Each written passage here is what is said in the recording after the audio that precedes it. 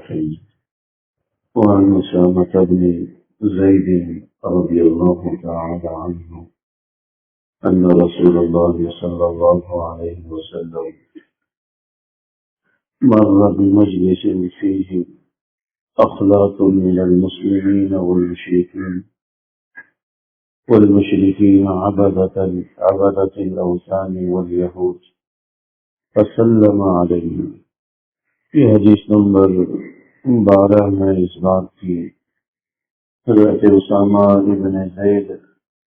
رضی اللہ تعالی عنہ کے سے یہ حدیث مبارک منقول ہے۔ حضرت اسامہ ابن زید رضی اللہ تعالی عنہ حضرت زید ابن ثابت زید ابن حارثہ رضی اللہ تعالی عنہ کے بیٹے زید ابن حارثہ رضی اللہ تعالیٰ عنہ یہ وہی صحابی ہیں جنہیں حضور نبی اکرم صلی اللہ علیہ وسلم نے اپنا منہ بولا بیٹا بنایا، اور حضرت اسامہ انہی کے صاحبزادے ہیں۔ بعض روایات کے اندر آتا ہے کہ حضرت اسامہ حضور نبی اکرم صلی اللہ علیہ وسلم کو بڑے محبوب اور پسند تھے، جس طرح ان کے والد حضور علیہ السلام کو محبوب اور پسند۔ حضرت زید ابن حارثہ رضی اللہ تعالیٰ عنہ یہ منہ بولے بیٹے، یہاں تک کہ حضرات صحابہ انہیں زید ابن حارثہ کے بجائے زید ابن محمد کہنے لگے،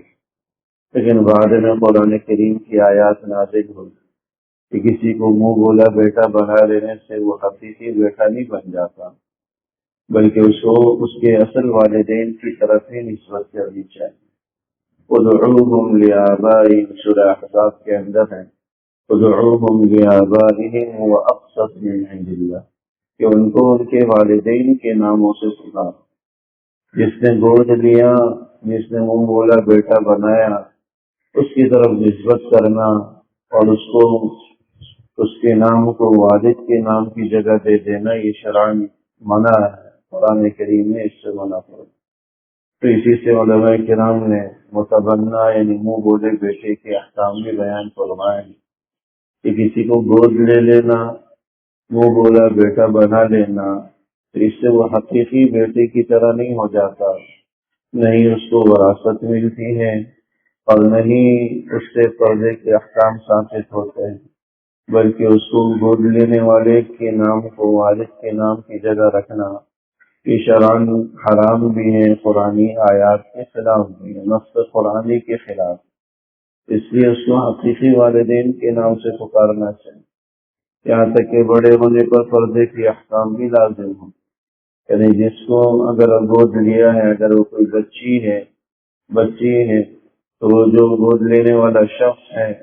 اس سے پردہ لازم ہوگا، الا ہے کہ کوئی اس کی بھتیجی یا بھانجی ہو۔ اسی طرح اگر وہ لڑکا ہے تو گود لینے والے شخص کی بیوی سے پردہ لازمی ہو جائے گا بالغ ہونے کے بعد، الا یہ کہ وہ اس کی کوئی محرم رشتہ دار ہو تو بات الگ، ورنہ پردے کے احکام بھی لازم ہوں گے اور شرعاً ان کی طرف نسبت کرنا بھی جائز نہیں ہو۔ تو حضرت اسامہ ابن زید ابن حارثہ رضی اللہ تعالیٰ عنہ تو بعد میں پھر ان کے والد کے نام سے ہی پکارا جانے لگا جب قرآن کریم کی آیات نازل ہوئی۔ ان کے صاحبزادے ہیں حضرت اسامہ ابن زید رضی اللہ تعالیٰ عنہ۔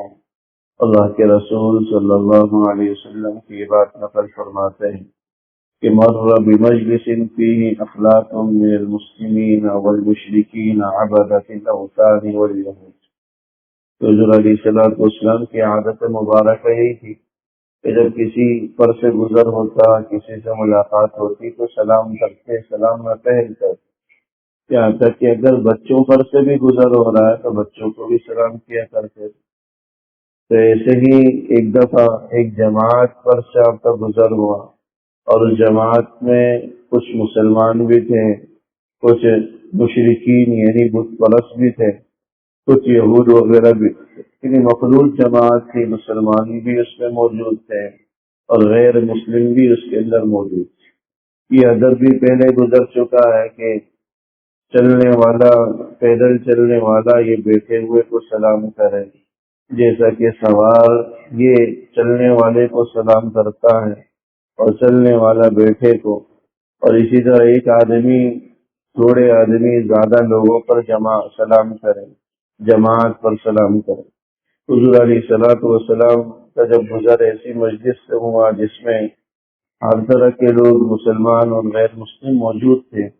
حضور علیہ الصلوۃ والسلام نے فسلم علیہم، حضرت اسامہ فرماتے ہیں کہ حضور نے ان کو سلام کیا۔ السلام علیکم کہا، یہ بات پہلے آ چکی ہے کہ غیر مسلموں کو سلام کرنا یہ درست نہیں ہے، بلکہ انہیں سلام کی بجائے السلام علی من اتبع الہدی کے الفاظ کہنے چاہیے کہ سلامتی ہو ان لوگوں پر جو ہدایت کی اتباع کریں۔ السلام علیکم یہ تو ایک دعائیہ جملہ ہے، اور اس دعائیہ جملے کی حقدار سے وہی لوگ ہیں جو اللہ اس کے رسول کی اطاعت کریں، جو اللہ اس کے رسول کی اطاعت کریں وہ ہدایت کے حقدار ہیں، ان کے لیے ہدایت کی دعا کرنی چاہیے کہ اللہ ان کو ہدایت دے۔ تو السلام علی من اتبع الہدی کے الفاظ ہیں کہ ان لوگوں پر سلامتی ہو جو ہدایت کی پیروی کریں، ہدایت کی اتباع کریں۔ لیکن یہ جو جماعت جس پر حضور کا گزر ہوا تھا، حضور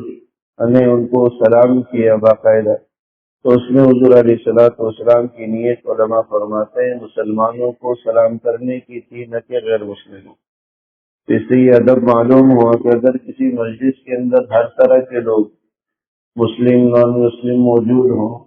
تو وہاں سلام کیا جا سکتا ہے، لیکن سلام میں پھر نیت صرف مسلمانوں کی کریں کہ میں صرف مسلمانوں کو سلام کر رہا ہوں، ان کو سلام کرنے کی نیت کرتا ہوں، نہ کہ غیر مسلم۔ اور بعض علماء نے کہا کہ اگر السلام علیکم کے بجائے ایسی مجلس میں بھی اگر السلام علی من اتبع الہدی کے الفاظ کہے جائیں تو یہ بھی بہتر ہے، اس میں بھی کوئی حرج کی بات نہیں۔ السلام علی من اتبع الہدی کہ ان لوگوں پر سلامتی ہو جو ہدایت کی پیروی کریں، ہدایت کی اتباع کریں۔ اس حدیث مبارک سے یہ ادب سلام سے متعلق حاصل ہوا کہ اگر ایسی مخلوط جماعت ہوں یا ایسے دوست ہوں جن میں مسلم غیر مسلم بھی ہوں تو آدمی ان کو سلام کر سکتا ہے، اور سلام میں پھر نیت ایمان والوں کی کرے، مسلمانوں کی کرے، غیر مسلموں کی نہ کرے۔ غیر مسلموں کے لیے ہدایت کی دعا کرے کہ اللہ جل شانہ انہیں ہدایت نصیب فرمائے اور ان کے نصیب میں بھی ہدایت کو دعا فرمائے۔ ربنا تقبل منا انك انت السميع وتب علينا انك انت التواب الرحيم، وصلى الله تعالى على خير خلقه محمد وعلى اله وصحبه اجمعين، آمين برحمتك.